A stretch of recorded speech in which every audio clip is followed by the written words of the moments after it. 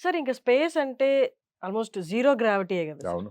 Zero గ్రావిటీలో అసలు మానసిక పరిస్థితి ఎలా ఉంటది?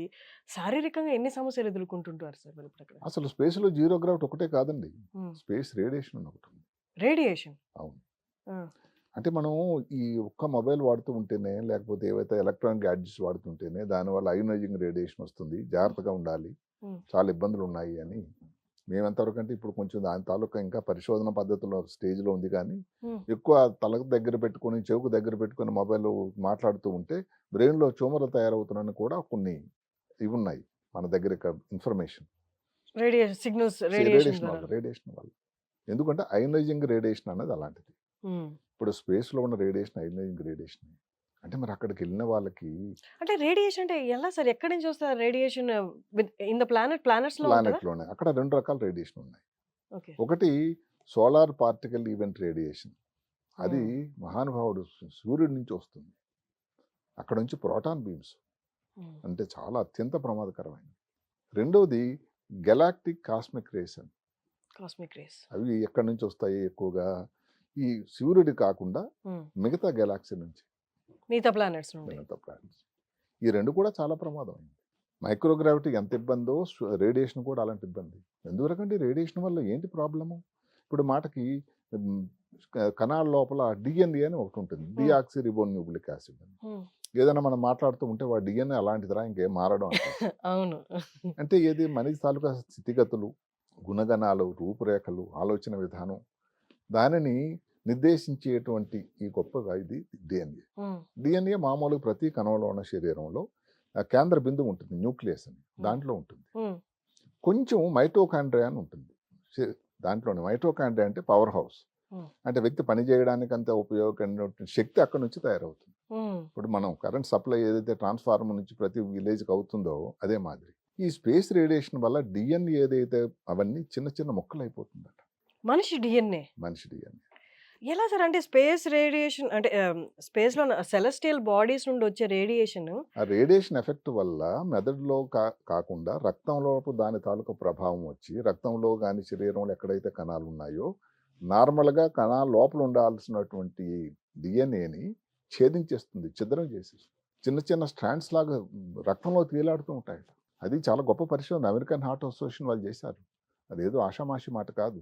హ్మ్. 10 రోజులు స్పేస్‌కెళ్ళే ముందు, హ్మ్. స్పేస్ నుంచి తిరిగొచ్చిన మొదటి రోజు, హ్మ్. స్పేస్ నుంచి తిరిగొచ్చిన 3 రోజులు కలిపి వాళ్ళు స్టడీ చేస్తే 3-325% ఏదైతే మైటోకాండ్రియాలోన ఈ ఉండేటువంటి డీఎన్ఏ స్ట్రాండ్స్ డిస్ట్రాయ్ అయిపోయి హ్మ్. తేలియాడుతూ ఉన్నాయి కనబడ్డాయట. అది ఎంత ఇంక ప్రమాదకరం ఆలోచించండి. రికవర్ అంటే ఇంకంతే డేటా అవుతారు పోయింది. అది. అదే డీఎన్ఏ డేటా అది పోయింది. చిన్న సంతోషం అదే. దీనివలన ఏమిటి అక్కడ ఏట్రల్ ఫిబ్రిలేషన్, ఏట్రల్ ఫ్లటర్ అని ఒక మాట ఉంటుంది. అంటే ఏంటి గుండె ఒక 80 కన్నా ఏదో 300, 200 కొట్టుకుంటుంది. 150 కొట్టుకుంటుంది. అదే కాకుండా వచ్చింది పోనీ ఏదో మందులు ఇచ్చేసారనుకుంటే దానికి మళ్ళీ రిపీట్ రావడానికి రికరెన్స్ అని. ఇలాంటి ఇబ్బందులు దీంతో వస్తుంది. అదే కాకుండా మనిషి నిస్తేజుడు అయిపోతాడు. వీక్ అయిపోతాడు. అది ఒకసారి భూమి మీదకి వచ్చిన తర్వాత చాలా వరకు సర్దుకుపోవడానికి ఆస్కారం ఉంది. అవి మనం ఎన్నాళ్ళు ఇవన్నీ కూడా సెటిల్ అవుతాయని ఈ డీఎన్ఏ బ్రేక్ అయ్యి స్ట్రాండ్స్ బ్రేక్ అయింది కూడా సెట్ అవుతుందా సార్? కొంతవరకు. కొంతవరకు. కొంతవరకు. బట్ అయితే ఆ డేటా అయితే కొంచెం అది అంటే అదే పోతుంది. కదండీ! ఇప్పుడు ఉదాహరణకి ఆహ్, దానికొక మాట ఏం చెప్పారంటే ఆపాద మస్తకం. హ్మ్. ఆపాదం అంటే పాదాలు. అంటే శరీరంలోని ప్రతి భాగం మీద ఈ స్పేస్ వల్ల ఉండేటువంటి ఇబ్బందులున్నాయి అని.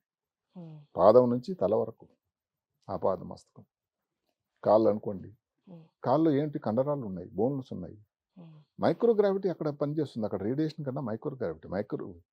దానివల్ల ఏమవుతుంది? మైక్రో గ్రావిటీ అంటే ఆ సార్? మైక్రోగ్రావిటీ అంటే అసలు గ్రావిటీ భూమి ఆకర్షణ శక్తి. ఎప్పుడో ఐజాక్ న్యూటన్ గారు ఒక మాట చెప్పారు. హ్మ్. ఏదైనా గాని మనం కాయిన్ విసిరితే మళ్ళీ కిందకెందుకొస్తుంది? చూడండి అతని అబ్జర్వేషన్. హ్మ్. చెట్టు కింద ఆయన యాపిల్. పడుకున్నప్పుడు యాపిల్.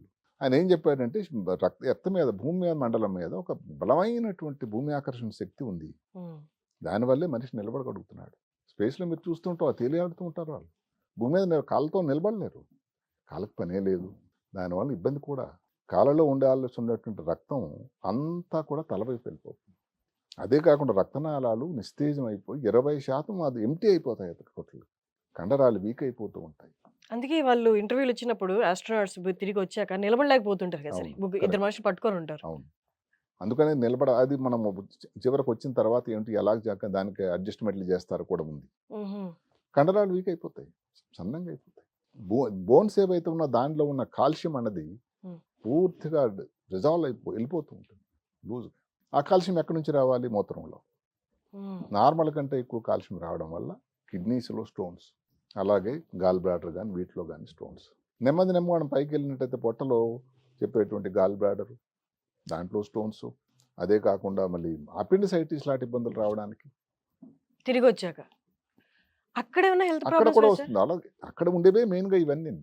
మరక్కడ అపెండిసైటిస్ అంటే ఎలా సార్? దానికి అదే కదా చిన్న చిన్న సరంజామాలన్నీ అక్కడే ఉన్నాయి. యాంటీబయాటిక్స్ అని ఇచ్చుకోవడం అక్కడ వైద్యం ఆపరేషన్ చేయడానికి లాప్రోస్కోపీలు చేయడానికి లేవు కదా. లేదు గదా! ఆ! ప్రస్తుతానికి యాంటీబయాటిక్ ఇచ్చి ప్రయత్నించడమే. యాంటీబయాటిక్స్తో సర్దుకుంటుంది అని ఊహించాలి. అక్కడ చిన్న చిన్న యాప్సిస్లు ఏదైనా పసగానే అక్యుములేట్ అయితే దాన్ని కట్ చేయడానికి సాధనాలు తప్ప హ్మ్. ఇంకేవో పెద్ద పెద్ద ఆపరేషన్ చేయడానికి ఇప్పటి వరకు అలాంటి సౌకర్యాలు లేవు. అల్ట్రాసౌండ్ ఉంది మళ్ళీ. హ్మ్. అపెండిక్సా లేదా చెప్పడానికి అల్ట్రాసౌండ్ సౌకర్యం ఉంది. అక్కడ. అక్కడ ఉంది. హ్మ్. వీళ్ళందరూ నేర్చుకుంటారు. వీళ్ళు ఆల్ ఇన్ వన్ అండి. వీళ్ళు ఆల్ ఇన్ ఇంజినీర్లు. వన్. ఆ! కరెక్ట్.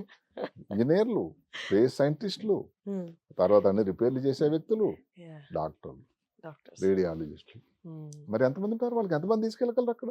వీళ్ళు లేదే ఇద్దరో నలుగురే. సో, అందువల్ల అవన్నీ వాళ్ళకి దాంట్లో తర్ఫీదు ఉంటుంది.